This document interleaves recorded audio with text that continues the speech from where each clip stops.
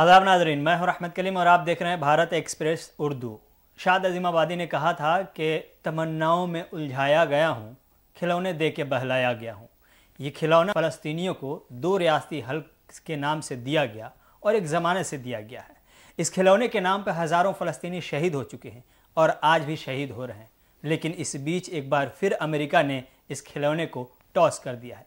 फ़लस्तीनियों के लिए कहा है कि फ़लस्तीन के मसले का हल 2 रियासती है, यानी 2 स्टेट सॉल्यूशन को एक बार फिर से आगे कर दिया है। और उसने ये भी कहा है कि हमने इसराइल को खबरदार किया है कि वो गज़ा पर कब्ज़े का प्लान न बनाए। लेकिन सवाल ये है कि इसराइल अमेरिका की मानता कब है। यही समझेंगे कि क्या गज़ा पर कब्ज़ा करने का इसराइल का मंसूबा है और अमेरिका झूठे मुंह ये दावा कर रहा है कि कब्ज़ा नहीं करने देंगे और अंदर ही अंदर वो रास्ते हमवार कर रहा है। इसको समझने की कोशिश करेंगे और समझाएंगे। डॉक्टर खालिद रज़ा खान स्टूडियो में हमारे साथ मौजूद है, भारत एक्सप्रेस उर्दू के एडिटर हैं, उनका अच्छा खासा तजर्बा है, सफारती नशीब व फराज को बहुत अच्छी तरह से जानते हैं, बारीकियों को समझते हैं। आज वो आपको समझाएंगे। डॉक्टर साहब बहुत बहुत शुक्रिया। बाइडेन का कहना है कि हमने नेतन्याहू को कह दिया है कि गज़ा पर अगर कब्ज़ा करने का प्लान बना रहे हैं तो ऐसा करना बड़ी गलती होगी। 2 स्टेट सॉल्यूशन जो है वही आखिरी हल है।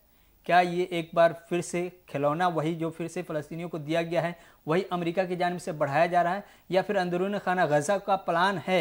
अमेरिका दुनिया से बचाने के लिए इस प्लान को बाज़ाब्ता तौर पर इसको टॉस कर रहा है या आगे बढ़ा रहा है? ये अमेरिका कब इससे इनकार करता रहा है?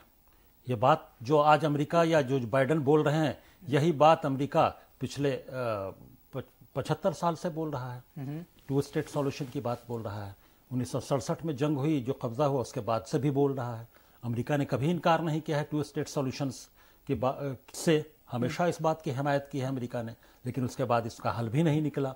कभी अमेरिका जब भी हल निकलने की राह हमवार होती नजर आती है तो इसराइल कुछ हिले बहाने से यूएन सिक्योरिटी काउंसिल में कोई रेजोल्यूशन किसी तरीके से आता है, जब जो भी इससे रिलेटेड आता है अमेरिका उसको हमेशा वीटो कर देता है। तो ऐसा कभी भी नहीं हुआ है तारीख में कि अमेरिका ने इसराइल के जरा सा भी कुछ अगेंस्ट गया हो, उसको वीटो ना किया हो। यहां तक के हालिया दिनों में जंगबंदी के मामले पर और इन ह्यूमैनिटेरियन एड के मामले पर भी अमेरिका ने भी वीटो कर दिया सिक्योरिटी काउंसिल में। तो ये अमेरिका की ये पुरानी आदत है। अमेरिका हमेशा 2 स्टेट सॉल्यूशन की बात करता है कि इसराइल की एक आज़ाद रियासत होनी चाहिए, इसराइलियों को ये फिलिस्तीनियों की एक आज़ाद रियासत होनी चाहिए, 2 अलग अलग बाजू में मतलब अगल बगल स्टेट आज़ाद स्टेट होने चाहिए, लेकिन कभी नहीं हो पाया। तो आखिर जो ये कोई नई बात नहीं बोली है। वजह यह है कि माजी में भी ऐसा हुआ है, अब भी हो रहा है कि अमेरिका की मजबूरी यह है कि इसराइल को हर तरह की मदद देना। ठीक है। वो जो इकोनॉमिक हालात हैं, जो जिस तरह की लॉबी काम करती है अमेरिका में, जिस तरह की ज्यूइश लॉबी है, ज़ायनिस्ट लॉबी है, जिस तरह की और जो इकोनॉमी पे उनकी पकड़ है, जिस तरह से बिजनेस टाइकून हैं वो, तो अमेरिका पूरी तरह से एक इकोनॉमिक मामले में ये पूरी गिरफ्त में है। तो अब उसकी ये मजबूरी है कि इसराइल को सपोर्ट करना, उस वजह से वो इसराइल को सपोर्ट करता है। अब इसराइल को सपोर्ट करते करते वो उसको इस हद तक जाना पड़ता है कि इसराइल को एक हठधर्मी पे आ जाता है। और इसराइल अमेरिका की बात ही, जैसे घर में कोई बच्चा बिगड़ जाता है तो वो अपनी पेरेंट्स की तमाम हिमायतों के बावजूद, तमाम उसके नखरे उठाने के बावजूद वो हठधर्मी पे उतर आता है, वो बात नहीं मानता है। उसी तरह से अमेरिका तमाम तरह की इमदाद देता रहता है। अभी भी इस जंग में 2 जंगी बेड़े पहुंचा दिए आसपास इसराइल के, $4 बिलियन के हथियार दे दिए। उसके अलावा और भी 12-15 मिलियन डॉलर के एड की बात कही है। तो वो लया के बाद दिगरे वो सिलसिला उसका जारी हो गया है। तो इसके बावजूद इसराइल जो है वो मानने को तैयार नहीं है। वो बोल रहा है कि वो और इसी दरमियान जो बाइडेन ये कहने पर भी मजबूर होते हैं, वो बयान सबको याद होगा कि ये इसराइल का हक है कि वो अपने फैसले खुद करे।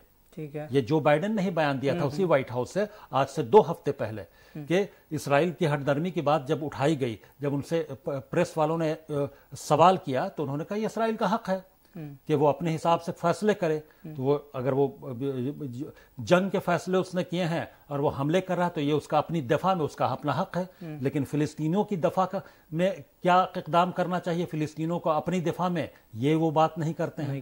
فلسطینیوں کو کیا حقوق ہیں، فلسطینیوں کو کیا کرنا چاہیے، وہ اس کو کتنا آزادانہ حق ہے، یہ وہ بات نہیں کرتے ہیں، پھر بھی 2 اسٹیٹ سولوشن کی بات کرتے ہیں۔ اس 2 اسٹیٹ کے پیچھے ایک چیز اور سمجھنا چاہیں گے، امریکہ کی کریڈیبلٹی کو ہم سمجھنا چاہیں گے، کیونکہ جو بائیڈن نے کہا کہ سویلین کیجولٹی نہیں ہونی چاہیے جنگ میں، سویلین کیجولٹی ہوئی، 14,000 سے 15,000 کے آس پاس لوگ مارے گئے۔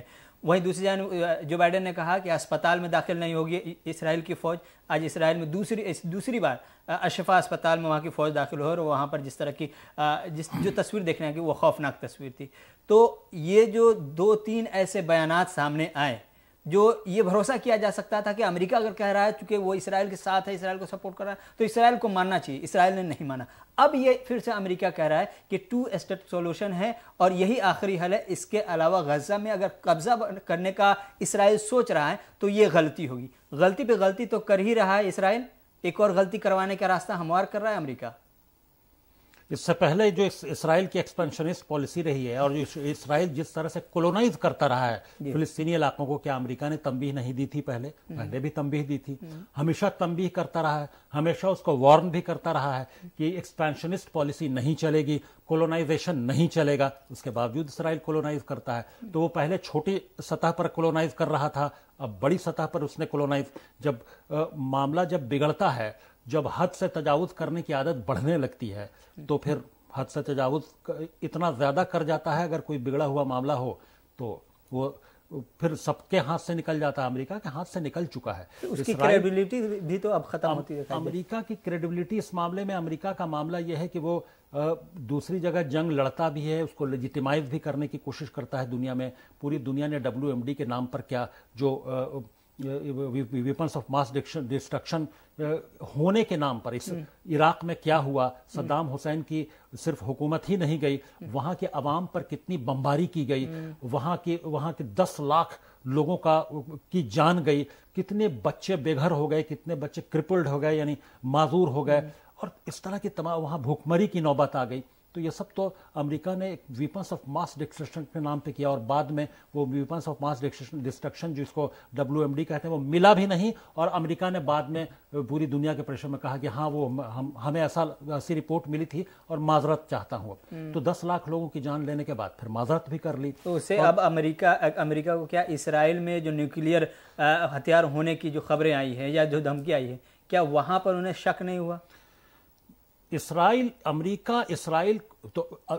کو اگر ایسا شک ہے، یا اسرائیل کے کئی منسٹرز کا یہ دعویٰ ہے، جس طرح سے وہ فلسطین میں اور غزہ میں نیوکلیئر بوم سے حملہ کرنے کی، نیوکلیئر اٹیک کرنے کی جو بات کرتے رہے ہیں اور جو اشارہ دیتے رہے ہیں، تو کیا یہ بات امریکہ کو نہیں معلوم ہے کہ یہ بات ان کے منسٹرز، ان کے جو لیڈرز ہیں اسرائیل کے، وہ کیسے اٹھا رہے ہیں؟ کیا اس کے پاس ویپنس آف ماس ڈسٹرکشن یا نیوکلیئر ویپنس ہے کہ نہیں ہے؟ یا امریکہ سے بہتر کون جان سکتا ہے کہ اسرائیل کے پاس نیوکلیئر ویپنس ہے یا نہیں ہے؟ کیا اسرائیل نے نیوکلیئر ویپن ہوا سے حاصل کر لیا؟ کیا اس میں امریکہ کے سورسز اور ریسورسز کا استعمال نہیں ہوا ہوگا؟ تو یہ سب آئی واش کا معاملہ ہے۔ تو امریکہ تو ہر چیز کو لیجیٹیمائز کر دیتا ہے اور دنیا کے سامنے پھر اپنے کو سرخرو کر کے اس کو، چونکہ مائٹ از رائٹ والا معاملہ پوری دنیا میں چل رہا ہے۔ یہ کہنے کی بات ہے کہ ڈیموکریٹک اور ڈیموکریٹک آواز ہونی چاہیے، فریڈم آف اسپیچ ہونی چاہیے۔ فریڈم آف اسپیچ وہ تب کہاں چلی جاتی ہے جب UN میں باقی دوسرے ممالک مختلف ایشوز پر جب آواز اٹھا رہے ہوتے ہیں تو امریکہ ان کی آواز کو کیوں دبانے کی کوشش کرتا ہے؟ کیوں ان کے حقوق کو نہیں سمجھتا ہے؟ تو یہ تو مائٹ از رائٹ والا معاملہ ہے۔ اب جو بائیڈن کا نیا بیان آیا ہے اس سے جو میں سینس کر پا رہا ہوں، وہ بائیڈن نے کہا کہ نتنیاہو کو کہہ دیا ہم نے کہ اگر ایسا کرتے ہیں، غزہ پر قبضہ کرنے کا پلان بناتے ہیں تو یہ بڑی غلطی ہوگی۔ ایک تو یہ ہے کہ پہلے دن ہی ہم نے دیکھا کہ نتنیاہو کی جانب سے، اسرائیلی وزیر اعظم کی جانب سے کہہ دیا گیا کہ غیر معینہ مدت تک کہ وہاں پر ہماری فوجیں رہ سکتی ہیں تاکہ امن کے نام پہ رہ سکتی ہیں۔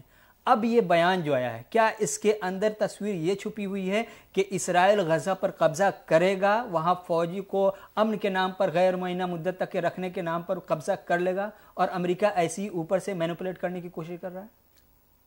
جب بنیامین نتنیاہو نے کہا ہے اور پوری اسرائیلی جو زائنسٹ لابی ہے اور وہ پیچھے پشت پناہی کر رہی ہے جو بائیڈن کی، बेंजामिन नेतन्याहू की, तो बेंजामिन नेतन्याहू ये करेंगे भी और अमेरिका कुछ कर भी नहीं पाएगा। पूरी दुनिया देखती रह जाएगी, अमेरिका फिर भी 2 स्टेट सॉल्यूशन की बात करता रहेगा और अमेरिका फिर भी वार्न करता रहेगा इसराइल को, अमेरिका फिर भी तंबीह करता रहेगा इसराइल को, लेकिन इसराइल को करना वही है जो इसराइल के अज़ाइम है, जो इसराइल ने सोच रखा है, उसका जो लॉन्ग टर्म प्लान है कि ग्रेटर इसराइल की बात होती रही है, सिर्फ गज़ा और फ़िलिस्तीन के इलाकों की बात नहीं है, वो बहुत बड़ा प्लान है।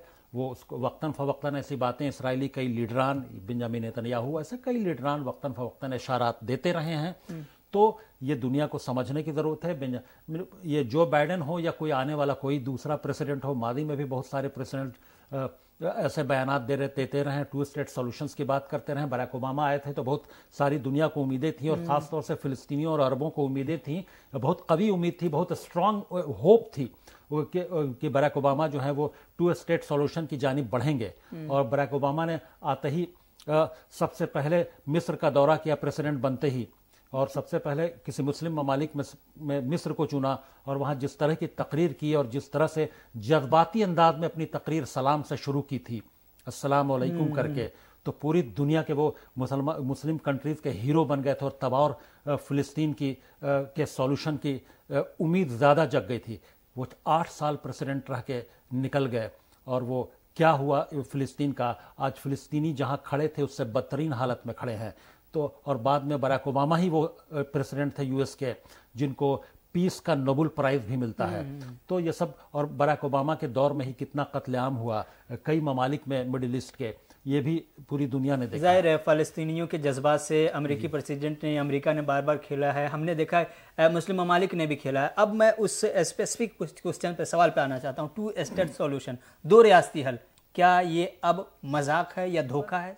ऐसी गुंजाइश बनती है जब इतने बड़े पैमाने पर फ़लस्तीन के बड़े हिस्से पर इसराइल ने कब्जा कर लिया हो, उसके बाद क्या ये 2 स्टेट सॉल्यूशन का एग्जिस्ट यकीनी तौर पर आप मान सकते हैं कि ऐसा हो भी सकता है, या सिर्फ ये धोखा है बस इसके नाम पर फ़लस्तीन? अगर OIC ममालिक कोई कॉन्क्रीट फैसला लेने की क़ुव्वत रखते हैं, कोई कॉन्क्रीट, कोई दूरंदेशी से काम लेते हैं, तो ये 2 स्टेट सॉल्यूशन आज भी हो सकता है। इसमें अमेरिका को नहीं, OIC कंट्रीज को क़ुव्वत इरादी मजबूत करनी होगी, क़ुव्वत फैसला दिखाना होगा दुनिया को, तो 2 स्टेट सॉल्यूशन निकलेगा। क्योंकि यूएन का ये काम नहीं, यूएन से ज़्यादा उम्मीदें पालने की ज़रूरत नहीं है। इसी यूएन की लगातार धज्जियां उड़ाता रहा है, लगातार उसको नकारता रहा है इसराइल, और चंद दिन पहले लगातार आज भी यूएन के सेक्रेटरी जनरल को कहता है इसराइल के इनको रिज़ाइन कर देना चाहिए, उनको वीज़ा नहीं देंगे अपने कंट्री में आने के लिए। यूएन के अंदर बैठ के इसराइल के जो परमानेंट रिप्रेजेंटेटिव यानी उनके जो सफ़ीर हैं, वो पूरी जो लेजिटिमेसी है यूएनओ की, उस पर सवाल खड़ा कर देते हैं। तो ऐसे में समझा जा सकता है, और यूएन का ये काम नहीं है कि वो मुल्कों का बंटवारा करे। यूएन इसलिए नहीं बना था कि मुल्कों की तकसीम, मुल्क में हुकूमत कैसी हो गई, ये यूएनओ का काम नहीं है। किसी मुल्क किस मुल्क की सरहद क्या होगी ये तय करना यूएनओ का काम नहीं है। ये मुल्क बनाना यूएनओ का काम नहीं है। मुल्कों के बीच जो प्रॉब्लम्स होती हैं उनको सॉल्व करना प्रॉब्लम, मुल्क बनाना काम नहीं है। ये तो बुनियाद ही गलत रखी गई थी जब ब्रिटिशर्स ने और अमेरिका की हिमायत से जब यूएनओ में फ़िलिस्तीन के मामले को, इसराइल के मामले को ले जाएगा, वो बुनियाद ही गलत पड़ी थी कि अब इस मसले का हल इसराइल और फ़िलिस्तीन का मसला जो है यूएनओ हल करेगा। ये कौन सा मुल्क होगा, कितने हिस्से का होगा, ये बुनियाद ही गलत है। यूएनओ का काम मुल्क बनाना नहीं है, यूएनओ का काम मुल्कों के बीच इश्यूज को सॉल्व करना है। इन दो बुनियादी फर्क को समझना निहायत ही जरूरी है कि यूएन का फंक्शन क्या है। यूएन का जो फंक्शन नहीं है उसकी बुनियाद से ही, शुरू से ही यूएन से वो काम करवाया गया और आज भी करवाने की कोशिश की जा रही है। अगर आज भी OIC कंट्रीज अगर मजबूती से खड़े हो जाएं तो बिना यूएन के इंटरवेंशन के, बिना यूएन के इंटरफेरेंस के आज भी फिलिस्तीन की आज़ाद रियासत वजूद में आ जाएगी और यूएन को उसको एक्सेप्ट करना पड़ेगा, उसको रिकॉग्नाइज करना पड़ेगा। लेकिन ये यूएन का काम, यूएन से क्यों उम्मीदें पालते हैं? ताज़ा तरीन जो मंजरनामा है उसको देख करके मेरे जहन में 3 धोखे, बड़े धोखे समझ में आते। एक बड़ा धोखा तो सीधे तौर पर OIC ममालिक से एक सॉलिड और मजबूत फैसले की उम्मीद लगाना।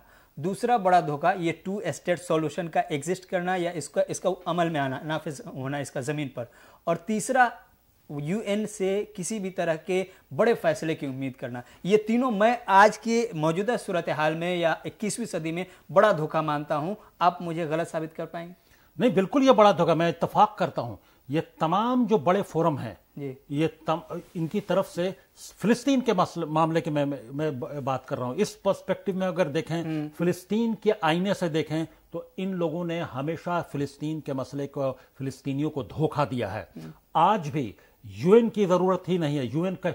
اسرائیل UN کو نہیں مانتا ہے، UN کے سیکریٹری جنرل کو نہیں مانتا ہے، تو دنیا کو UN پر بھروسہ کرنے کی کیا ضرورت؟ UN بغیر UN کے کیوں نہیں بن سکتا؟